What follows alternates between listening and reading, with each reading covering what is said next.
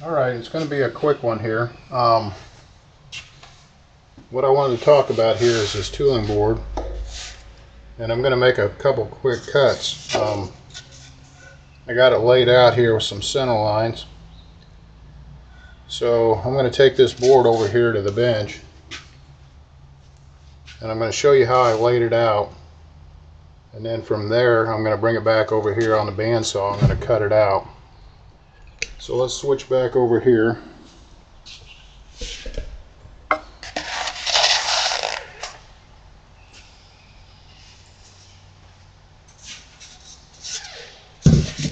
So what I've done, I've taken a big block of this tooling board, and to the best of my knowledge it's a wrench shape 3020, and it's a super high density foam. And the neat thing about this foam is it's impervious to acetone and lacquer thinner and paint supplies. So one of the problems with the blue and the pink foam was you couldn't actually finish it with primer, automotive primer, or dope or lacquer. This stuff's impervious to it. Now the other nice thing about this board, as you see, it carves like it's I don't know, maybe 4-pound balsa without the grain. Now I know it's denser than 4 pounds per cubic foot, but anyway, what I did is I took these plans, which is the Perky here. I'm going to try to redo these molds for Robert. I made a top view which is split in half. Okay, the top view is split in half because it's a mirror image. So you flip it this way. So I ran a center line where it needs to be right here for the side view. I laid the board down, and I also ran a center line all the way around 360 to set up the line for the top view.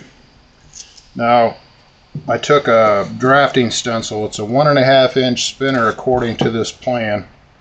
So I found out where the center of this fuselage is going to be, and I scribed this where the spinner goes. So basically what has to happen is you've got to take the bandsaw and start cutting. Now you have a choice. You can either bandsaw this out first, but then when you lay this down it's going to rock a little bit. So you have to decide maybe from the geometry which would be the best way to start slicing this out. And in this case I don't really think it matters. So anyway, that's where I'm at on that. I'm going to take this over to the bandsaw. I'm going to make the cuts, and from there basically I'll go back to the plan. The only cross section I have of this fuselage is where the landing gear mounts. It shows sort of a egg shape. It's narrow at the top, fatter at the bottom, and I might have to compromise the profile just a little bit because of the draft angle of this mold. It's going to be split right here, and I want it to be split on the top of the motor mount rails, which is a 1/4 inch higher than the center line for the thrust line. So I might have to cheat just a little bit right here on this curve. Nobody's going to notice, but it'll make it easier to mold. And the other profile, or the cross section I've got, is of course the spinner, which is laid out at 1.5 inches. So from the spinner to the I'd call it F1 here, the first former, they call it B1, body 1. According to these plans, the only thing I've got are those two cross sections. Now the B2, 3, 4, 5 are all non-existent, except for the width on the top view. So that presents a little bit of a problem, but basically I'll go from the spinner to the B1, and then I'll follow it back, and I'll just sort of blend it all in and make it right. So I don't think it's too critical. We'll see though. Let's get this thing over here where you can see what's going on with the bandsaw. Now this stuff on the bandsaw cuts like butter. Let me get the camera set up right here.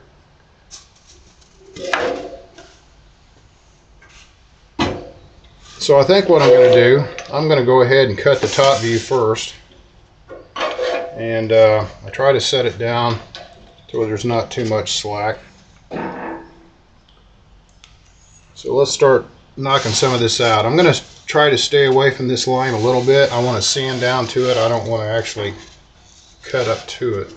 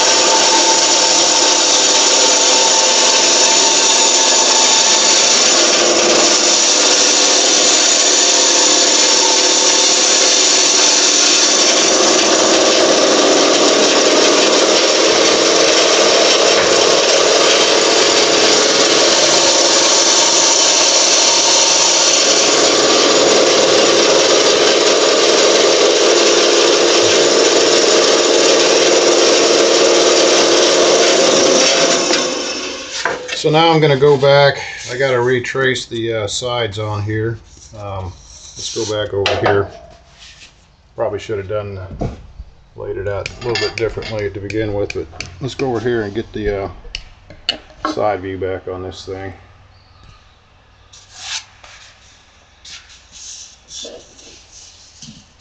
All right.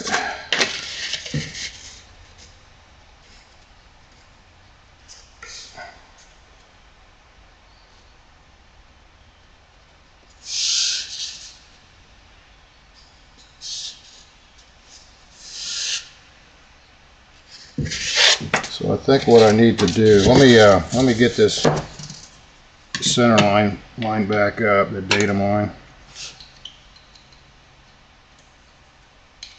A little bit of an oversight, I guess, but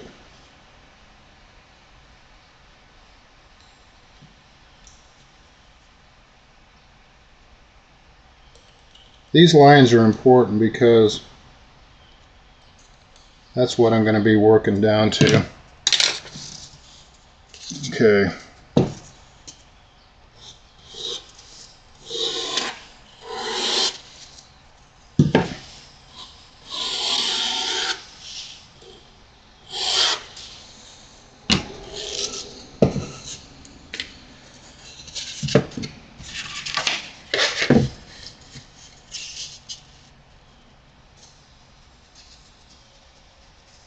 Now, this is going to be a short video because when my neighbor gets back, I got to go over there and help him. We're going to do some woodworking over there on his house.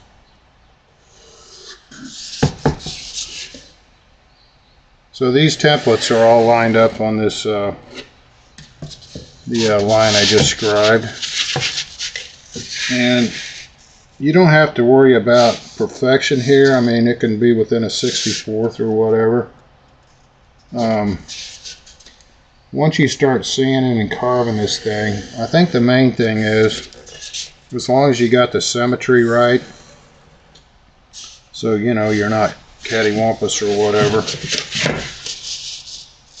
that's the main thing. Now with this side view, the way this fuselage is laid out, there's a top view and then there's actually a bottom, or there's a top and a bottom on the side view.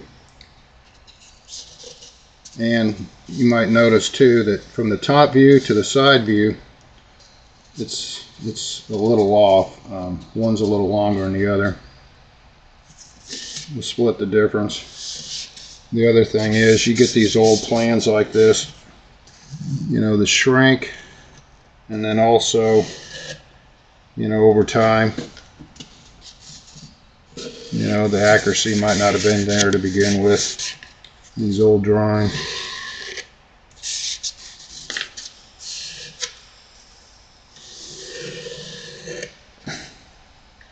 Okay, now we're back to sort of square one. We got the profile laid out and we got the top view laid out. Now here's the problem right now. If I go through there and I cut the side out and I remove that, I'm gonna lose my top view. So what I'm gonna do, I'm gonna actually sand down to this line outside of the side view. And by doing that, I'll maintain my side view, and then I'll establish my top view. Let me, I forgot to put the chat box in there. I keep forgetting to do that. So anyway, I got that going. So let's go ahead and get this top view sanded in. The beauty of this board, not only is it fuel proof, or not fuel proof, but is it impervious to lacquer, it sands like butter. Sands like butter, but it's still got a huge compression strength. Now I'm just going to go right next to the line. I'm not going to go through it.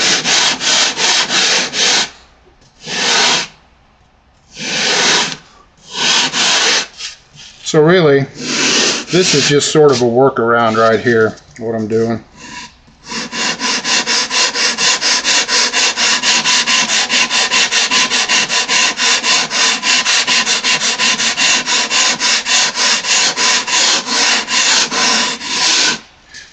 So once I slice this away, I should still have something to go by from the top.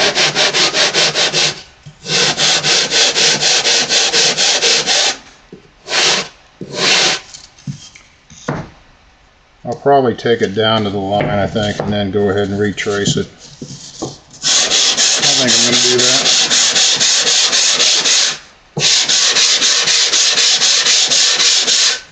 So basically, I've got to retrace the side.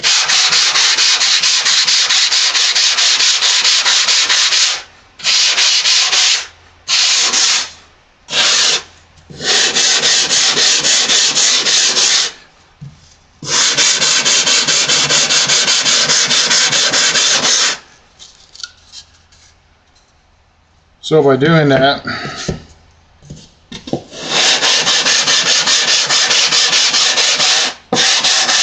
I sanded it up to the line here, so then I'm going to come through the middle.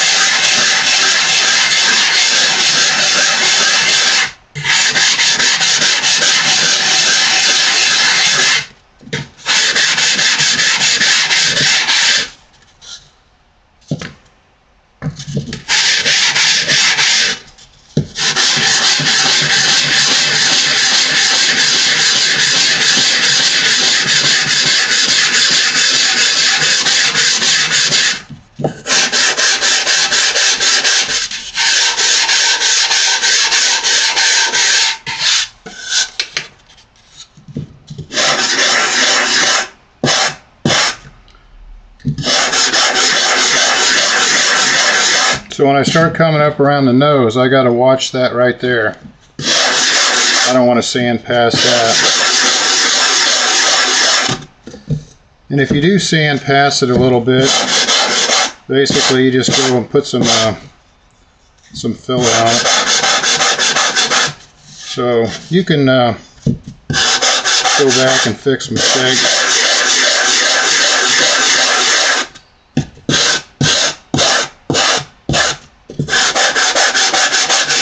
So the best of my knowledge, this board, basically it's scrap. It was given to me out of a scrap pile. And on the side of the board, before I cut it up, it had 3020 on it. So back in the 90s, they had a Wren board 3020, which was a high density foam board. And that's what this is. Now, I tried to go back online and look and see if there were any more distributors or 3020 board out there. And I couldn't find anything that matches 3020, believe it or not, Wren board. So I think it's one of these things where it's probably still out there in a different name, different number. So if anybody wanted to duplicate this, if you go out there and you start looking for urethane foam board, tooling board, and you start out with 3020 and try to cross-reference from that point, you might have some luck.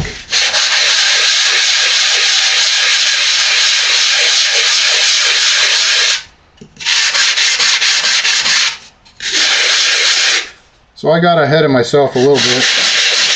You know, I marked the side before I actually was ready to. That ain't no big deal.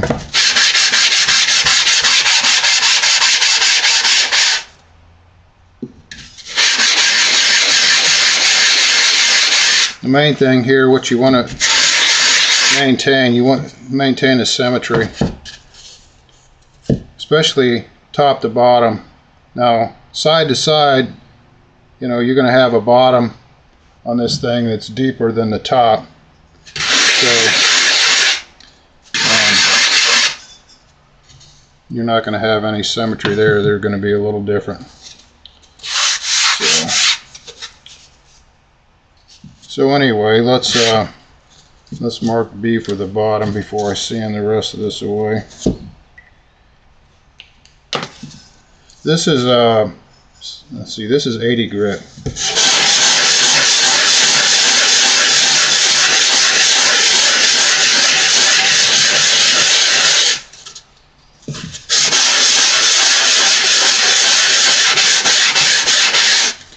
So what I was doing before, when I had the blue foam, I would actually have to cover it with glass and epoxy. Let's see, I'm just checking for chat. So yeah, in order for me to put the automotive primer on top of it, the blue foam, I had to seal it with epoxy. So having a higher density foam board and then having the board being impervious to automotive lacquers and stuff, it'll save the step of all the glass work.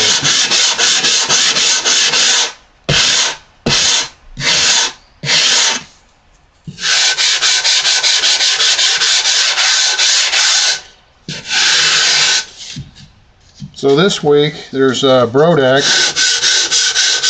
Everybody's headed there. I hope everybody's got there safely and everybody's going to have a good time.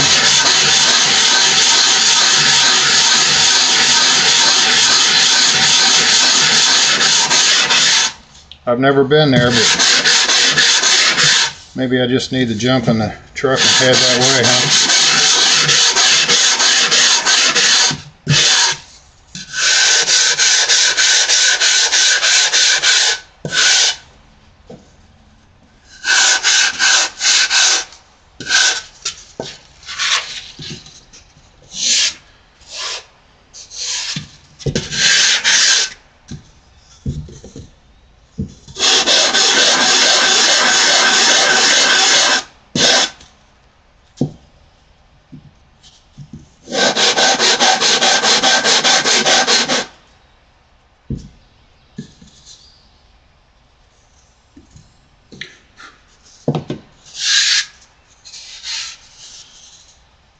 So I'm going to have to transfer this line all the way back down the side here. You don't want to get rid of all your lines so you lose your reference.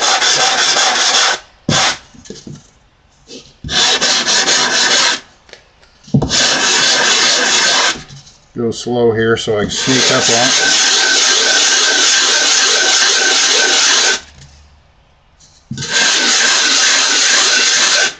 The other thing you want to make sure, I've got this trace top and bottom, but you want to make sure that it's all at 90 degrees. Each face is parallel.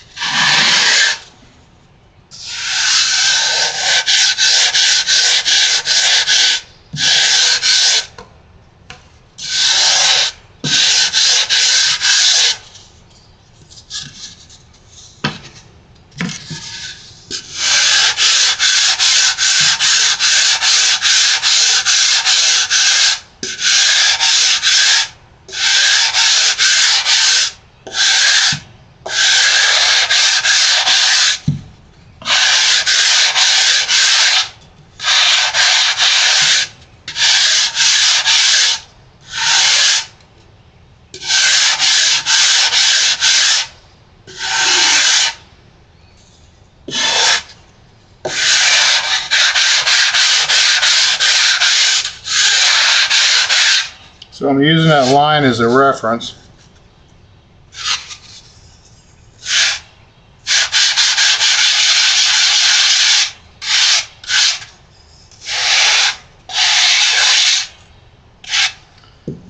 So that's pretty much where I need it. So I'm still inside my spinner. So I've got to go back and put me some lines on this thing. And that's going to get me the next cut.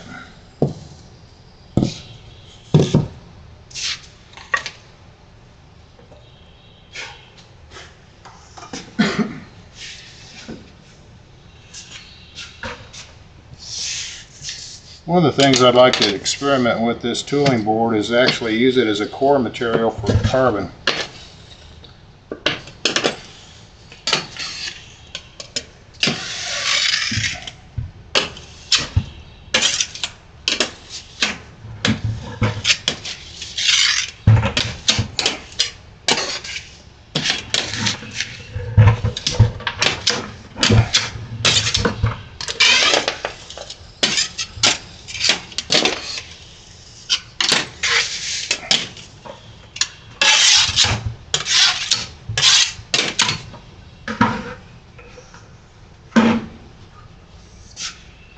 Alright, that's that. Let's go back and set this thing back up.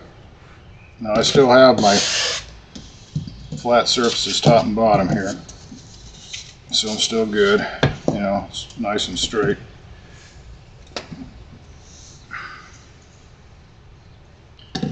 So I've got to actually pick up this line here. See the bottom bigger.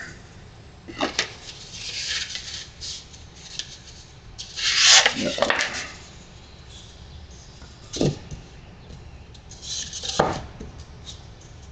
I'll pick up this line.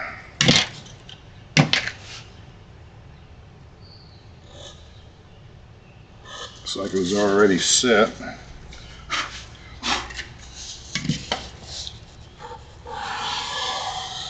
So that's the beauty of a height gauge. I mean, once you start working this block and you're using the glass as a reference, you know, you always know where to get back to where you were. Now I'll just trace this back on there. I got the bottom marked, and this is the bottom here. Yeah, now is not the time to get dyslexic here.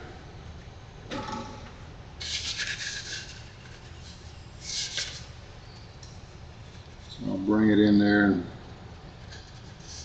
line it up here. Come back here and line that up.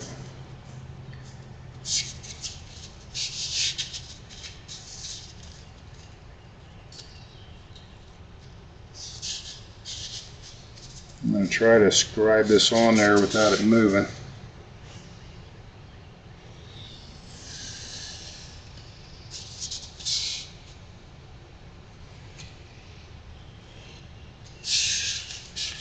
Now technically, I could just go ahead and just mark one side. But I think what I'm going to do is I'm going to mark both sides so I always know where I'm at.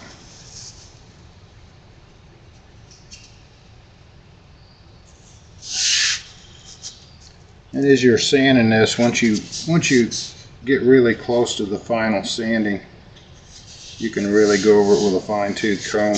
Make sure you've got the right profile. You can even make templates, you know, to make sure you're symmetrical. You start carving this thing out.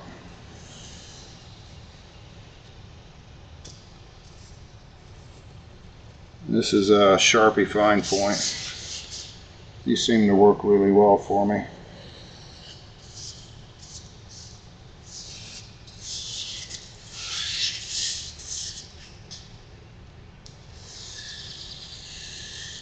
So the same process would be used whether it be a wheel pant, a cowling, fuselage. It's all the same thing. You got to set up your lines, your datum line, your center line, or whatever you want to call it, and get it all laid out. So you got to have something to go by. Now, if you had a lot of cross sections, you can drop formers in there and put these foam blocks in there and sand to that. I've seen that done a lot. So let me get a square. Let me see how close I've got this to square.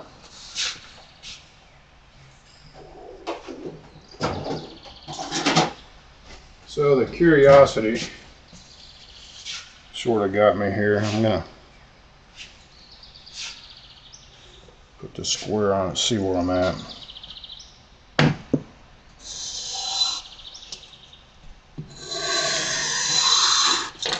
Looks like I'm about a 64 up here, shy. Down here it looks really good.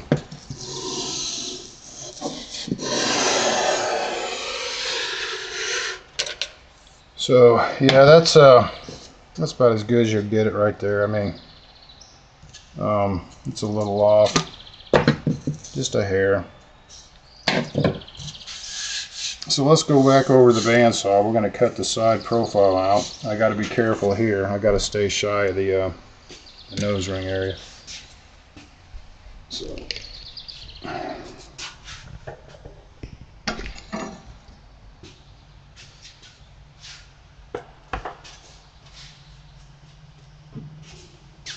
what I want to do, get this guard down. I've seen people have this guard all the way up. I like to keep the guard down here. Less blade exposed, I don't know.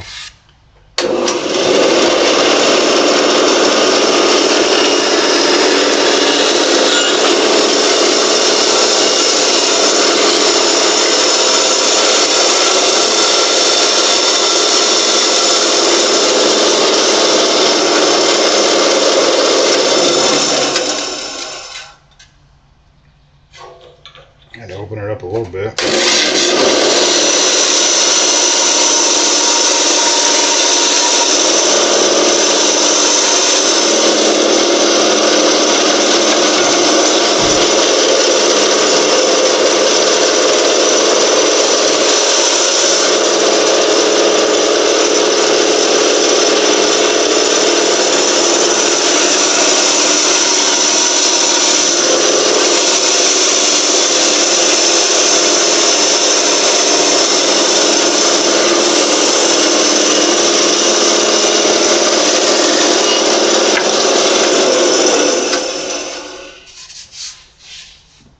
Alright, now let's truck on back over here.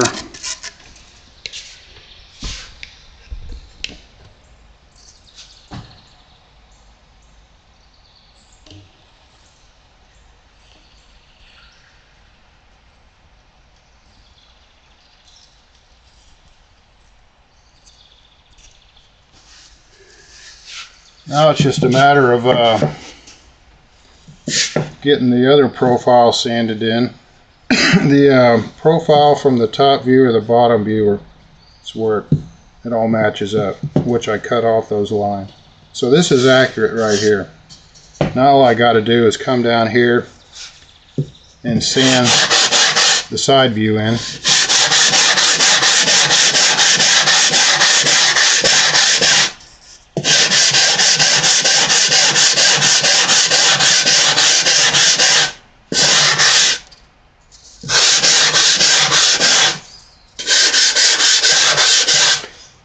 It's important to get this right, because when you start sanding the shape to this, you really don't want to sand at the high point. You're working this line down to the high point, or the point you need to be. You don't want to go past that. You can go past it when you start sanding the shape, but the outline, like right through here, once it's sanded, you want to maintain that. And that'll become apparent. The other thing Bob Hunt talked about a good, it's a marine board, I forget what it is, he uses for mold bucks. But I've never seen it or used what he's talking about. But another good use for this type of foam would be the mold buck. You know, if you wanted to form shells, it's probably a lot more expensive than the marine foam. In fact, I know it would be.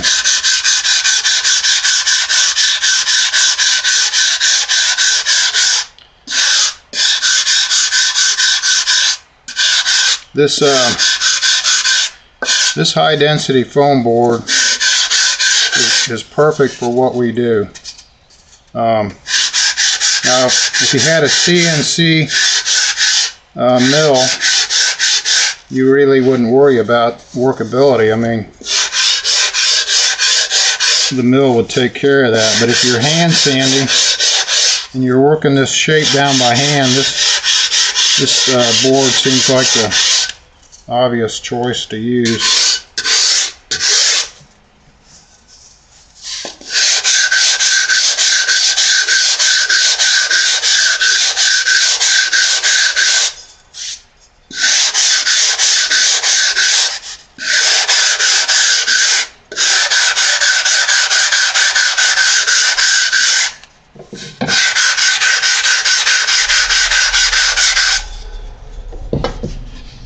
And there's my neighbor.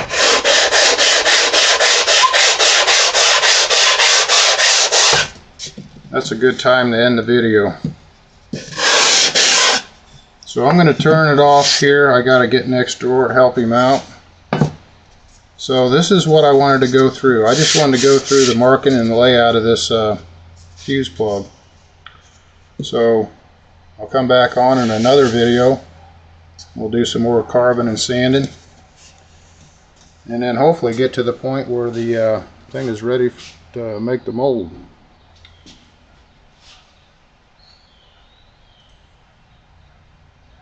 Oh, Steve Berry? Yeah. Hey Steve, how you doing? Okay, where did I get the foam from? Yes, it's a viable alternative for balsa block. Especially if a cowl, you're going to glass it. It'd be beautiful for that. You could carve the shape and then glass the outside of it. It's a Ren shape 3020 is what was marked on the block. So Ren 3020, and I looked it up and I can't find any place that has 3020, but there's other, I think it's a urethane foam block. It's probably got a different number. So let me get back with you on that. I'm trying to myself to cross-reference the Ren 3020 to some new part number. Where I got this, it was luck. I went to a place to buy tooling board, and I did. I bought like 450 Ren 450 type tooling board, and the guy said, we got this scrap back there, it's going to hit the dumpster. And it was on a pallet. It was about 3 foot high, and I lucked out. So I'm going to try to cross-reference it and see what I can come up with. I got enough for my projects, but it'd be nice to be able to replace it. So it was like a one-time scrap deal. Worked out good for me. So yes, Steve, hopefully you're at Brodak or enjoying the weekend. But thanks for watching and commenting, and I'll get back on here maybe tomorrow sometime and do more carving and sanding. So thanks a lot, guys, and I'll catch you in the next video.